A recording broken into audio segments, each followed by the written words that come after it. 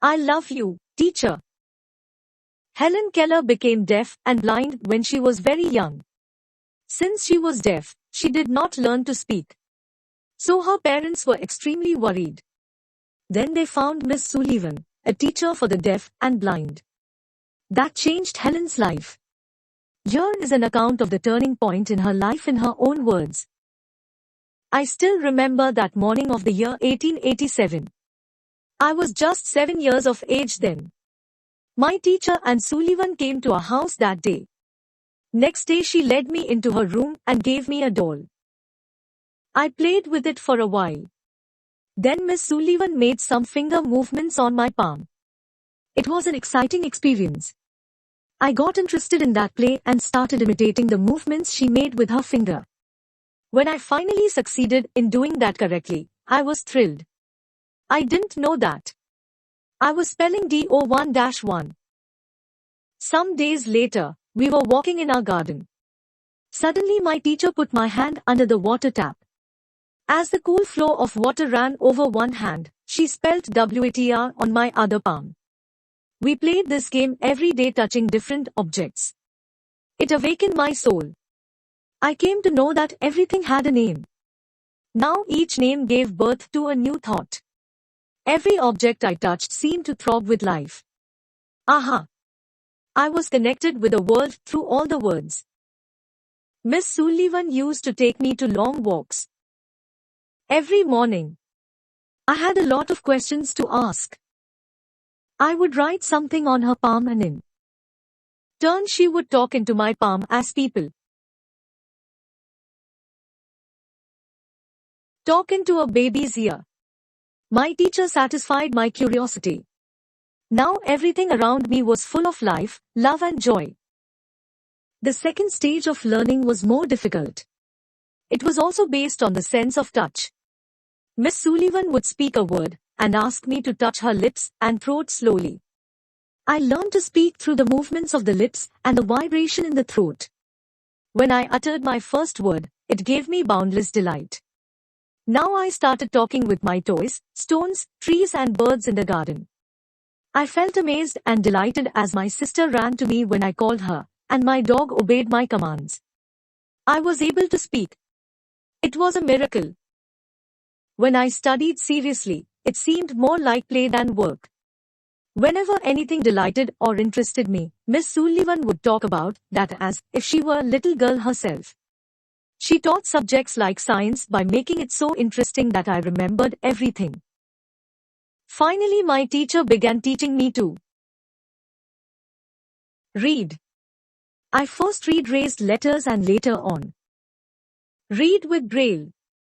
I learned to write with both ordinary as well as Braille typewriter. I was well on my path to becoming a well-educated person. I was provided all the possible opportunities to develop my abilities and I made the maximum use of them.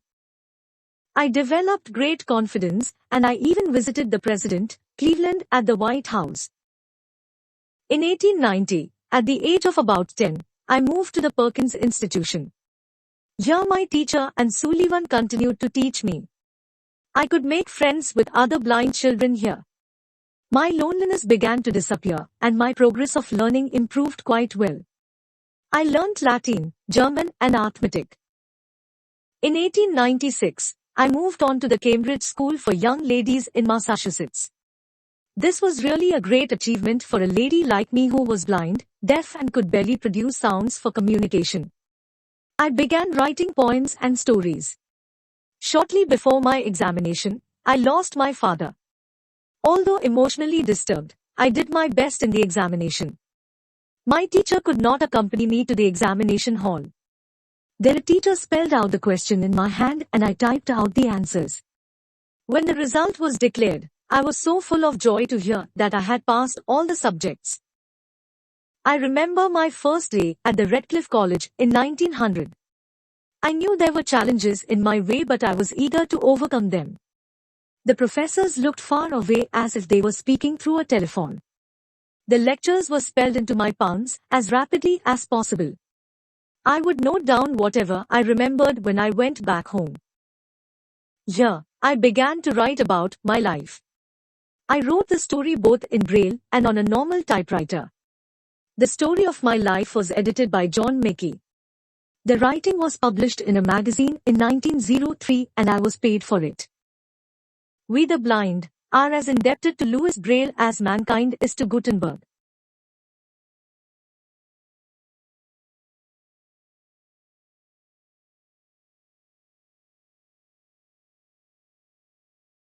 On 28 June 1904, I graduated from the Redcliffe College. I felt proud that I became the first deafblind person to earn a Bachelor of Arts degree. I began to feel that I must educate people on ways to help the blind. My prime goal in my life was to spread awareness regarding the poor, neglected state of the blind. Their innate abilities and their inspirations. I had to raise funds not only to sustain a living for myself but also to start projects to remove darkness and miseries from the lives of other blind people. I strongly felt that I must give the others what I had gained from my teacher Anne.